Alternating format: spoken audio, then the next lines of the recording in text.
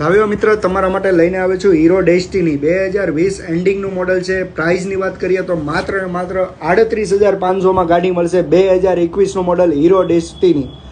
₹1 down payment ભરીને ગાડી મેળવી શકો છો લોન પર. માત્ર 38,000માં ગાડી મળશે. 2020 એન્ડિંગનું મોડલ BS6 મોડલ છે હીરો ડેસ્ટિની. i3S વાળું 125cc એન્જિનની ગાડી છે.